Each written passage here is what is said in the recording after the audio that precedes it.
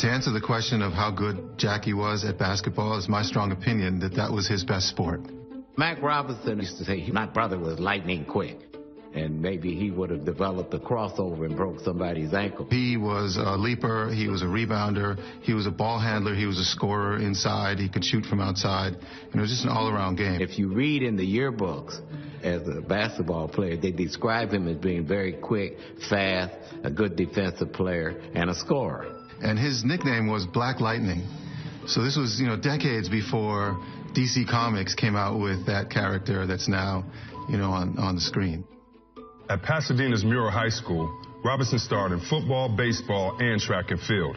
But it was basketball where the young man really thrived, twice leading the squad in scoring and being named team captain his senior season. 2 days after the basketball season ended, Jack Robinson turned 18 and immediately enrolled at a local college. He decided, let me just stick around and go to junior college at Pasadena JC. And his first year, he set the school scoring record. He was also all-conference. And then his second year, he broke his own scoring record.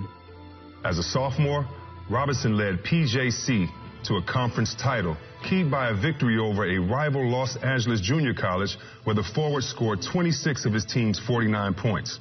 When the school year ended, Robinson transferred to UCLA, where he would continue to do it all. He lettered in 4 sports at UCLA. He is still the leader in yards per carry from scrimmage in football. And he lettered in football, track and field, baseball, and basketball. Yeah, he was Bo Jackson before Bo Jackson. My dad was not one to boast. My dad wasn't like that, but I did have a trophy room in our house. So I sort of understood his multiple sports by the types of trophies we had. So we had a basketball one. We had his football cleat, which was bronzed. So that's kind of how I learned about his other sports. And at UCLA, he was the scoring leader in what was called the Pacific Coast Conference, which is now the Pac-12. This was 1939-1940 season. There were a lot of really great players.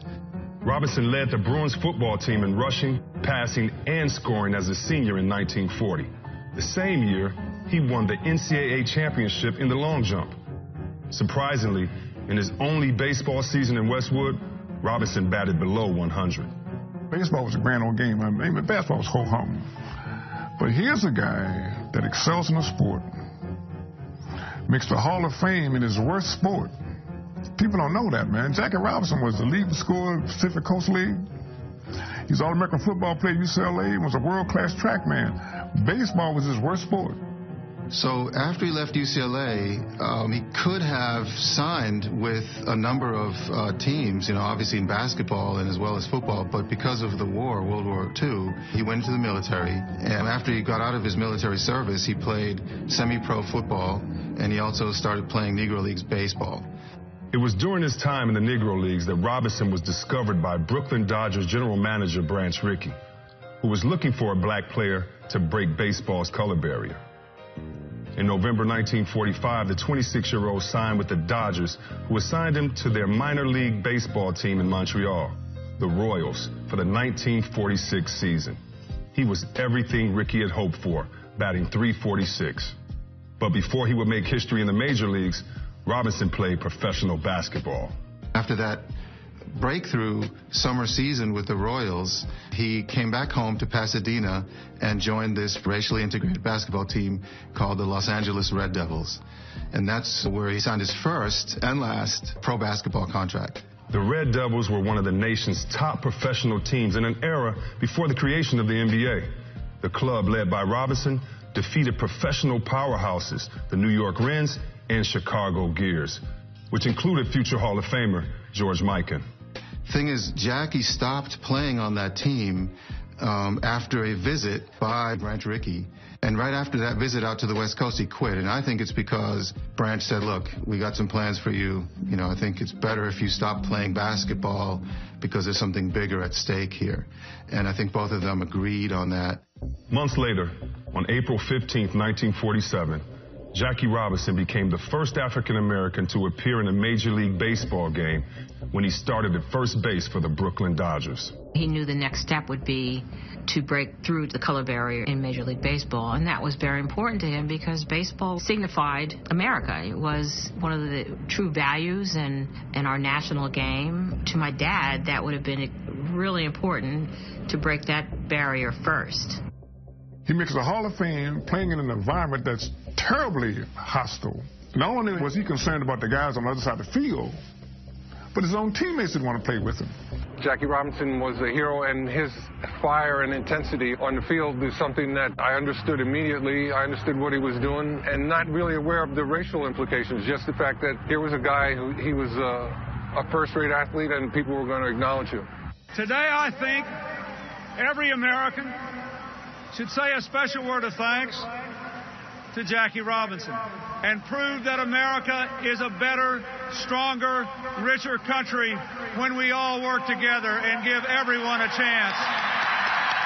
We considered him more a trailblazer than he considered himself a trailblazer. I think he would say, I had this great opportunity to play baseball, to break the color barrier, to enter into a movement for overall change in America, breaking down segregation in general. Less than 3 years after Robinson integrated baseball, 3 African Americans broke the NBA's color barrier. Chuck Cooper was the first black player to be drafted. Nat Sweetwater Clifton was the first to sign a contract. And Earl Lloyd was the first to play in an NBA game. Make no mistake, I don't like my situation anywhere close to Jackie's. I was fortunate.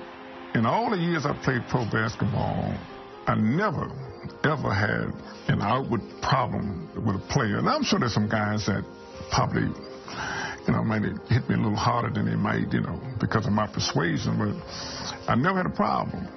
It's most of the problem I had was from the fans and restaurants and hotels and that kind of thing. I was a pallbearer at Jackie Robinson's funeral.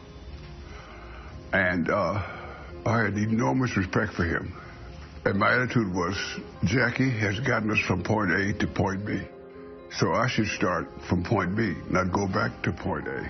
Do you think that you will get some white kids to play basketball with Negro kids? I think so. I don't see why not. My kids play with white kids, and nobody got hurt yet. And that's the way I conducted myself. Kids just want to know if we care about them. They have the dreams, they have the aspirations. They have everything that they can actually get to whatever they want to get to in life. They just want to know that someone cares. I think my father would be a big LeBron James fan because he would be looking at how he is using his celebrity, his platform to make a difference. And he does. And he's not afraid to speak out. So I think that's the kind of player that my dad would respect and want to emulate. As a baseball player, Jackie Robinson changed the face of his game forever while forging a path for other leagues and fellow pioneers to follow. But had fortune not picked him to be a seminal figure in sport and civil rights history, Robinson might have merely been a basketball great.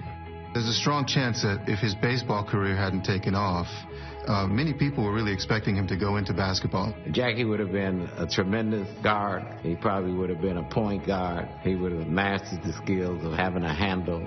And he probably would have been a great defensive player. This is from the Cleveland Call and Post, which is an African-American newspaper from 1946. Robinson, who was outstanding in 4 sports at UCLA, has this year made the transition from baseball to basketball without the slightest hitch.